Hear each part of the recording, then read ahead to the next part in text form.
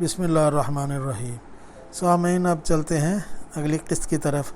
یہ ابھی نیا مضمون شروع ہو گیا ہے جس کا عنوان ہے کار، کابلی والا اور الادین بے چراغ۔ یہ کابلی والا کی وجہ تسمیت تھوڑی سی پہلے میں بیان کر دوں۔ کابلی والا برصغیر کی تقسیم سے قبل تقریباً ہر بڑے شہر میں سود پر قرض دینے والے افغانی بکثرت نظر آتے تھے۔ ان کی شرح سود بالعموم 100% سے بھی زیادہ ہوتی تھی اور وصولی کے طریقے سے بھی زیادہ ظالمانہ۔ قرض لینے والے عموماً غریب غربا اور نوکری پیشہ لوگ ہوتے تھے۔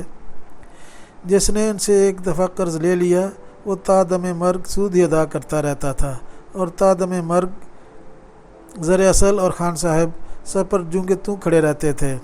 بنگال اور بعض دوسرے علاقوں میں بھی بیاج پر روپیہ چلانے والے افغانیوں کو کابلی والا کہتے تھے۔ ٹیگور نے اسی عنوان سے ایک بہت خوبصورت کہانی لکھی ہے جس کا ہمارے قصے سے کوئی تعلق نہیں۔ اچھا، اب مضمون کی طرف چلتے ہیں۔ اصحاب پہ گھوڑا ہے سوار۔ علامہ اقبال نے ان شاعروں، صورت گروں اور افسانہ نویسوں پر بڑا ترس کھایا ہے جن کے اعصاب پر عورت سوار ہے، مگر ہمارے حبیب لبیب اور ممدوح بشارت فاروقی ان بد نصیبوں میں سے تھے جن کی بے داغ جوانی اس شاعر کے کلام کی طرح تھی جس کے بارے میں کسی نے کہا تھا کہ موصوف کا کلام غلطیوں اور لطف دونوں سے پاک ہے۔ بشارت کی ٹریجڈی شاعروں، آرٹسٹوں اور افسانہ نویسوں سے کہیں زیادہ گھور گھمبیر تھی، اس لیے کہ دکھیا کے اعصاب پر ہمیشہ کوئی نہ کوئی سوار رہا۔ سوائے عورت کے اس دور میں جسے ناحق جوانی دیوانی سے تعبیر کیا جاتا ہے، ان کے اعصاب پر بالترتیب ملا، ناصر بزرگ، ماسٹر فخر حسین، ممتحن، مولوی مظفر، داغ دہلوی، سیگل اور خسر بزرگوار سوار رہے۔ خدا کر کے اسی ترتیب سے ان پر سے اترے تو گھوڑا سوار ہو گیا، جس کا قصہ ہم اسکول ماسٹر کا خواب میں بیان کر چکے ہیں۔ وہ سبز قدم ان کے خواب ذہنی سکون اور گھریلو بجٹ پر جھاڑو پھیر گیا۔ روز روز کے چالان، جرمانے اور رشوت سے وہ اتنے عاجز آ چکے تھے کہ اکثر کہتے کہ اگر مجھے چوائس دی جائے کہ تم گھوڑا بننا پسند کرو گے یا اس کا مالک یا کوچوان، تو میں بغیر کسی ہچکچاہٹ کے SPCA کا انسپکٹر بننا پسند کروں گا جو ان تینوں کا چالان کرتا ہے۔ سنگین غلطی کرنے کے بعد پس بینی کا مظاہرہ کرنے والوں کی طرح وہ اس زمانے میں چوائس کی بہت بات کرتے تھے، مگر چوائس ہے کہاں؟ مہاتما بدھ نے تو دو ٹوک بات کہہ دی کہ اگر چوائس دی جاتی تو وہ پیدا ہونے سے ہی انکار کر دیتے، لیکن ہم وثوق سے کہہ سکتے ہیں کہ گھوڑے کو اگر چوائس دی جائے تو اگلے جنم میں بھی گھوڑا ہی بننا پسند کرے گا۔ مہاتما بدھ بننا ہرگز پسند نہیں کرے گا، کیونکہ وہ گھوڑیوں کے ساتھ ایسا سلوک روا نہیں رکھ سکتا جیسا گوتم بدھ نے یشودھرا کے ساتھ کیا، یعنی انہیں غافل سوتا چھوڑ کر بیابان کو نکل جائے یا کسی جاکی کے ساتھ بھاگ جائے۔ گھوڑا کبھی اپنے گھوڑے پن سے شرمندہ نہیں ہو سکتا، نہ کبھی اس غریب کو فلک کے کج رفتار سے شکوہ ہوگا، نہ اپنے سوار گردوں رکاب سے کوئی شکایت، نہ تن بتدبیر بسیار بنو ماداؤں کے ہرجائی پن کا کوئی گلا۔ یہ تو آدمی ہی ہے جو ہر دم اپنے آدمی پن سے نادم و نالاں رہتا ہے اور اس فکر میں غلطاں کہ ڈبویا مجھ کو ہونے میں نہ ہوتا میں تو کیا ہوتا۔ گھوڑا تانگا رکھنے اور اسے ٹھکانے لگانے کے بعد بشارت میں بظاہر دو متضاد تبدیلیاں رونما ہوئیں۔ پہلی تو یہ کہ گھوڑے اور اس کے دور و نزدیک کے تمام متعلقات سے ہمیشہ کے لیے نفرت ہو گئی۔ تنہا ایک لنگڑے گھوڑے نے انہیں جتنا نقصان پہنچایا اتنا تمام ہاتھیوں نے مل کر پورس کو نہیں پہنچایا ہوگا۔ دوسری تبدیلی یہ آئی کہ اب وہ سواری کے بغیر نہیں رہ سکتے تھے۔ آدمی کو ایک دفعہ سواری کی عادت پڑ جائے تو وہ پھر اپنی ٹانگوں سے ان کا فطری کام لینے میں توہین کے علاوہ نقاہت بھی محسوس ہونے لگتی ہے۔ ان کی لکڑی کی بزنس اب کافی پھیل گئی تھی جسے وہ کبھی اپنی دوڑ دھوپ کا پھل اور کبھی اپنے والد بزرگوار کی جوتیوں کا طفیل بتاتے تھے، جبکہ خود بزرگوار اسے بھاگوان گھوڑے کے قدموں کی برکت پر محمول کرتے تھے۔ بہر صورت قابل غور بات یہ کہ ان کی ترقی کا محرک اور سبب کبھی پیروں اور جوتوں کی سطح سے اوپر نہیں گیا کسی نے، بلکہ خود انہوں نے بھی ذہانت اور فراست کو اس کا کریڈٹ نہیں دیا۔ لکڑی کی بکری بڑھی تو دفتروں کے چکر بھی بڑھے، اسی قدر سواری کی ضرورت میں اضافہ ہوا۔ اس زمانے میں کمپنیوں میں رشوت نہیں چلتی تھی، لہذا کام نکالنے کے لیے کہیں زیادہ ذلت و خواری ہوتی تھی۔ ہمارے ہاں ایماندار افسر کے ساتھ مصیبت یہ ہے کہ جب تک بے جا سختی، خوردہ گیری اور اڑیل اور سڑیل پن سے سب کو اپنی ایمانداری سے عاجز نہ کر دے، وہ اپنی ملازمت کو پکا اور خود کو محفوظ نہیں سمجھتا۔ بے ایمان افسر سے بزنس مین بآسانی نمٹ لیتا ہے، ایماندار افسر سے اسے ہول آتا ہے۔ چنانچہ صورت یہ تھی کہ کمپنی سے لکڑی اور کھوکھوں کا آرڈر لینے کے لیے 5 چکر لگائیں تو بل کی وصولی کے لیے 10 چکر لگانے پڑتے تھے۔ جب سے کمپنیاں لیچڑ ہوئیں، انہوں نے 10 پھیروں کا کرایہ اور محنت بھی لاگت میں شامل کر کے قیمتیں بڑھا دیں۔ ادھر کمپنیوں نے ان کی نئی قیمتوں کو لٹس قرار دے کر 10% کٹوتی شروع کر دی۔ بات وہیں کی وہیں رہی، فرق صرف اتنا پڑا کہ ہر دو فریق ایک دوسرے کو لالچی، کائیاں اور چور سمجھ کے لین دین کرنے لگے، اور یہ چوکس اور کامیاب بزنس کا بنیادی اصول ہے۔ اب بغیر سواری کے گزر نہیں ہو سکتی تھی، لیکن یہ سمجھ میں نہیں آ رہا تھا کہ کون سی سواری موزوں رہے گی۔ ٹیکسی ابھی عام نہیں ہوئی تھی۔ اس زمانے میں ٹیکسی صرف خاص موقع پر استعمال ہوتی تھی، مثلا ہارٹ اٹیک کے مریض کو ہسپتال لے جانے، اغوا کرنے، ڈاکہ ڈالنے اور پولیس والوں کو لفٹ دینے کے لیے۔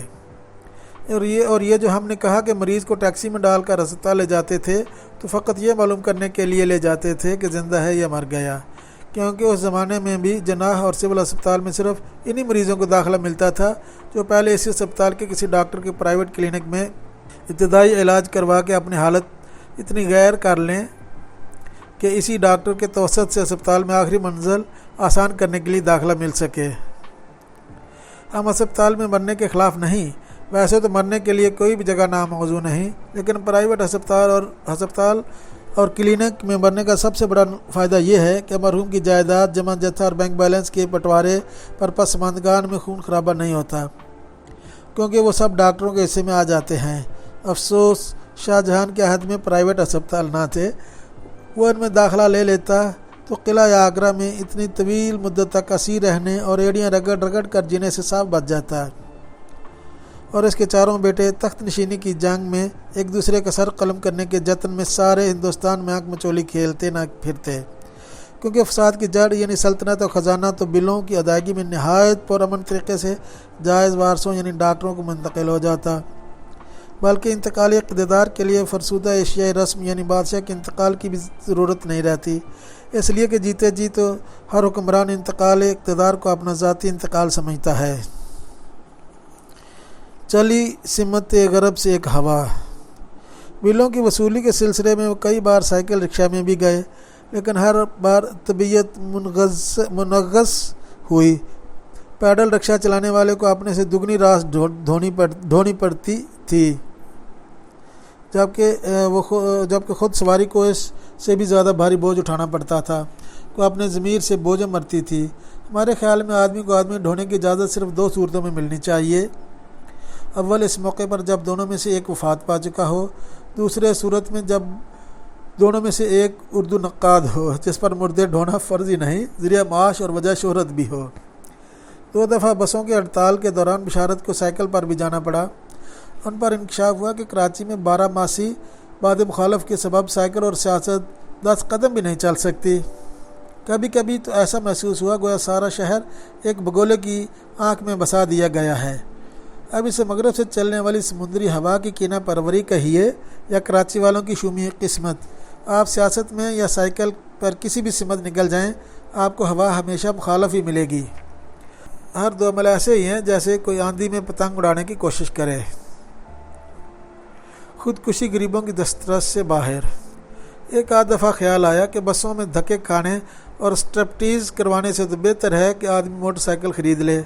موٹر سائیکل رکشہ کا سوال ہی پیدا نہیں ہوتا تھا، اس لیے کہ 3 پہیوں پر خودکشی کا یہ سہل اور شرطیہ طریقہ ابھی رائج نہیں ہوا تھا۔ اس زمانے میں عام آدمی کو خودکشی کے لیے طرح طرح کی صعوبتیں اور کھیڑ اٹھانا پڑتی تھی۔ گھروں کا یہ نقشہ تھا کہ ایک کمرے میں 10 آدمی اس طرح ٹھنسے ہوتے کہ ایک دوسرے کی آنتوں کی قراقر تک سن سکتے تھے۔ ایسے میں اتنا تخلیہ کہاں نصیب ہو کہ آدمی پھانسی کا پھندا کڑے میں باندھ کر تنہا سکون سے لٹک سکے۔ علاوہ ازیں کمرے میں صرف ایک ہی کڑا ہوتا تھا، جس میں پہلے ہی ایک پنکھا لٹکا ہوتا تھا۔ گرم کمرے کے مکین اس کی جگہ کسی اور کو لٹکنے کی اجازت نہیں دے سکتے تھے۔ پستول اور بندوق تو ان کے لیے لائسنس کی شرط تھی جو صرف امیروں، وڈیروں اور افسروں کو ملتے تھے۔ چنانچہ خودکشی کرنے والے ریل کی پٹڑی پر دن بھر لیٹے رہتے کہ ٹرین 20 گھنٹے لیٹ ہوتی تھی۔ آخر غریب موت سے مایوس ہو کر کپڑے جاڑ کر اٹھ کھڑے ہوتے تھے۔ موٹر سائیکل میں بشارت کی سب سے بڑی قباحت یہ نظر آئی کہ موٹر سائیکل والا سڑک کے کسی بھی حصے پر موٹر سائیکل چلائے، محسوس یہی ہوگا غلط جگہ چلا رہا ہے۔ ٹریفک حادثات کے اعداد و شمار پر سرچ کرنے کے بعد ہم بھی اسی نتیجے پر پہنچے ہیں کہ ہمارے ہاں پیدل چلنے اور موٹر سائیکل چلانے والے کا نارمل مقام ٹرک اور منی بس کے نیچے ہے۔ دوسری مصیبت یہ کہ ہم نے آج تک کوئی ایسا شخص نہیں دیکھا جو 5 سال سے کراچی میں موٹر سائیکل چلا رہا ہو اور کسی حادثے میں ہڈی پسلی نہ تڑوا چکا ہو۔ مگر ٹھہریے، خوب یاد آیا، ایک شخص بے شک ایسا ملا جو 7 سال سے کراچی میں بغیر ایکسیڈنٹ کے موٹر سائیکل چلا رہا ہے، مگر وہ صرف موت کے کنویں ویل آف ڈیتھ میں چلاتا تھا۔ تیسری قباحت نے یہ نظر آئی کہ مین ہال بناتے وقت کراچی میونسپل کارپوریشن 2 باتوں کا ضرور خیال رکھتی ہے۔ اول یہ کہ وہ ہمیشہ کھلے رہیں تاکہ ڈھکنا دیکھ کر چوروں اور اچکوں کو خواب خواہ یہ تجسس نہ ہو کہ نہ جانے اندر کیا ہے۔ دوم، دھانا اتنا چوڑا ہو کہ موٹر سائیکل چلانے والا اس میں اندر تک بغیر کسی رکاوٹ کے چلا جائے، آسانی کے ساتھ، تیز رفتاری کے ساتھ، پیچھے بیٹھی ہوئی سواری کے ساتھ۔